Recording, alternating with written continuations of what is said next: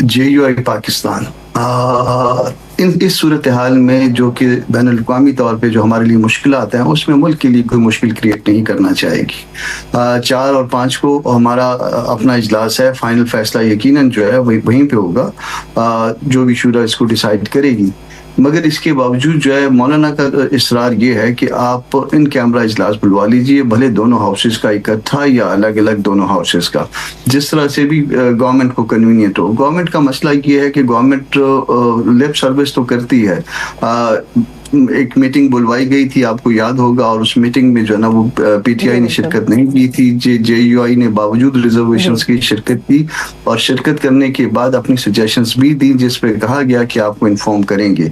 मगर मेरे इल्म के मुताबिक वो कभी भी इन्फॉर्म नहीं किया गया, और जब इस तरह के हालात हों तो फिर यकीनन जो है गलतफहमियां बढ़ती जाती हैं, और किसी वक्त भी कोई इंटरनल जो है मिसहैप मुमकिन तौर पर हो सकता है। इस वक्त जो हमको मसाइल दरपेश हैं, NFC के हवाले से आपको मालूम होगा कि खैबर पख्तूनख्वा प्रॉमिस ने रिफ्यूज कर दिया पार्टिसिपेट करने के लिए, उसमें जो एक्सपेक्टेड जो मीटिंग होनी थी।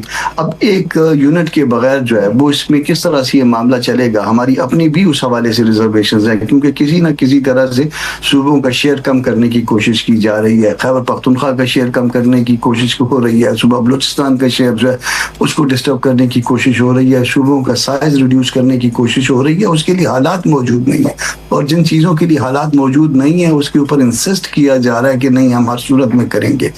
बैनुल-अक़वामी पॉलिसियाँ जो है, या उसमें कोई आपको अगर स्पेस मिली हुई है तो उसको अपॉर्चुनिटी में कन्वर्ट करिए। आप बजाय उसको अपॉर्चुनिटी में कन्वर्ट करते हुए आप जो है वो दूसरों को ये तमाशा दिखा रहे हैं कि आपके मुल्क में लोग जो है ना वो मुतमिन नहीं है, मगर आप जो है ना दुनिया के मामला सुलझाने के लिए बैठे। तो ये चीज़ आपको अल्टीमेटली खुदा न खासा नुकसान ना दे दे।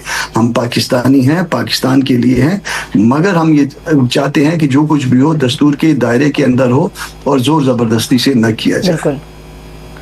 ठीक है, लेकिन सेनेटर साहब ये बात आपकी बिल्कुल दुरुस्त है कि ये जो NFC का मामला है इसके ऊपर खैबर पख्तूनख्वा ने बाइकआउट कर दिया है कि वो इसके अंदर शामिल नहीं होंगे। बिल्कुल आपकी बात बजा है कि एक यूनिट के बगैर ये मामला कैसे आगे बढ़ेगा, लेकिन माँ सिवाय खैबर पख्तूनख्वा के इख्तलाफी आवाज़ तो कहीं भी नहीं। और ये भी कहा जा रहा है कि अभी पिछले दिनों शहबाज शरीफ साहब की जो आसिफ अली जरदारी साहब के साथ एक मुलाकात हुई, एक पूरा एक इजलास बुलाया गया, उसके अंदर बहुत सारे ऐसे मामला डिस्कस किए गए जिसमें बादल नखास्ता सही मगर एतमाद का इजहार किया गया, और सिर्फ खैबर पख्तूनख्वा है जहाँ से इख्तलाफी आवाज़ आ रही है, बाकी तो सब जगहों से ऑन बोर्ड हैं तमाम के तमाम लोग।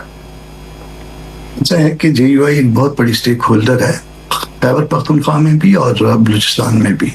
और बलूचिस्तान में गो कि जो इस वक्त सेटअप मौजूद है वो जिस तरह मर्जी कंसीड करता जाए, मगर इसके बावजूद जो है वो सब जानते हैं कि जहाँ पे हमको हराया भी गया है तो वो दूसरे नंबर पे पार्टी जो है ना वो जबरदस्ती हराया जाता है, और जिस अंदाज में हराया जाता है वो आपने कलात का इलेक्शन देख लिया होगा, आपने बाई इलेक्शन जो है वो पार्टली रीपोल था उसमें इसका इलेक्शन देख लिया होगा, सरियाब का, कोयटा का।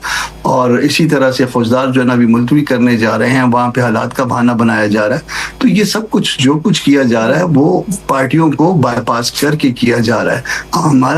हमारा ग्रीवेंस है यकीनन इस हवाले से कि हमको कभी भी जो ना ऑन बोर्ड नहीं लिया गया।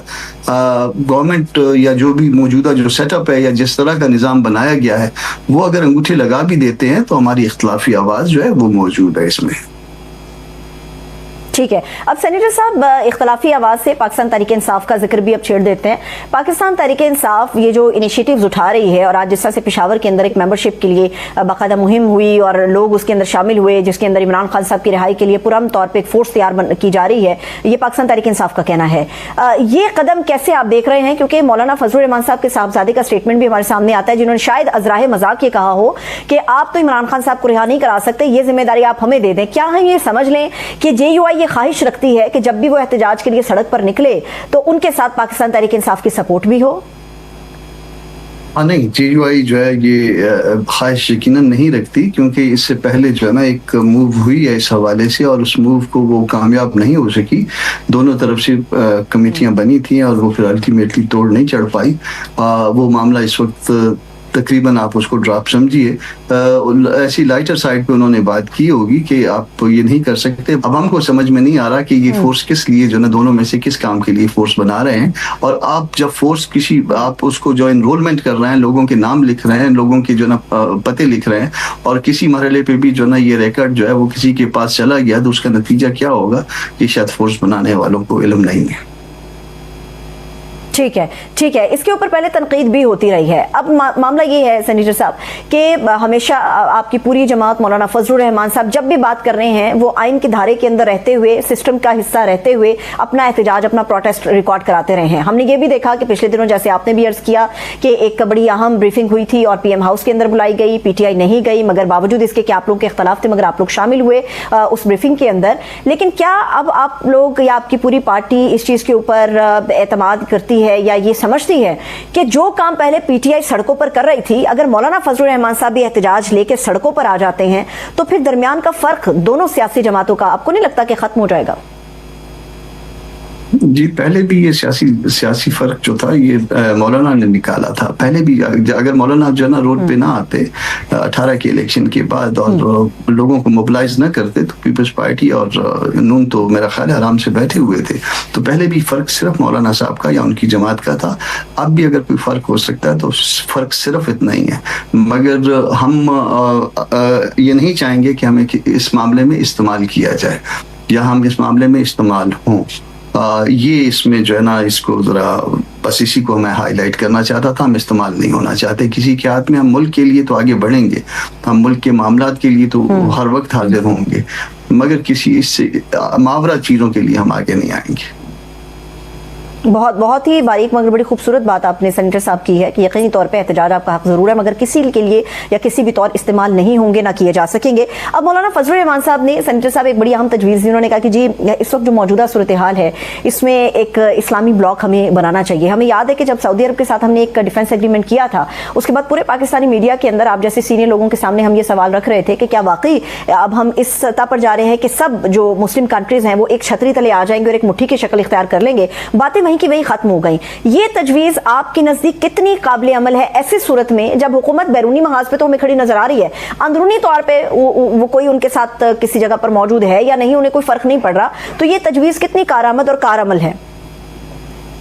देखिए, हम इस इत्तेहाद को यकीनन बनना चाहिए और सऊदी अरब के साथ या बाकी दोस्त मुल्क जितने भी अरब हैं, मगर इसमें मसलक जो है वो कहीं पे भी डोमिनेट नहीं करना चाहिए।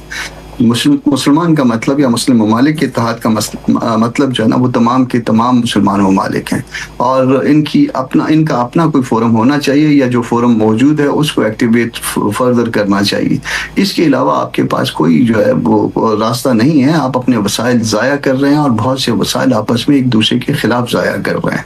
हमको किसी के पास जो है ना महारतें मौजूद हैं और किसी के पास जो है ना बाकी वसाइल जो है मौजूद है। दोनों को जब हम यकजा करेंगे तो हमारे पूरे मुस्लिम उम्मा के लिए जो है ना रास्ते बेहतर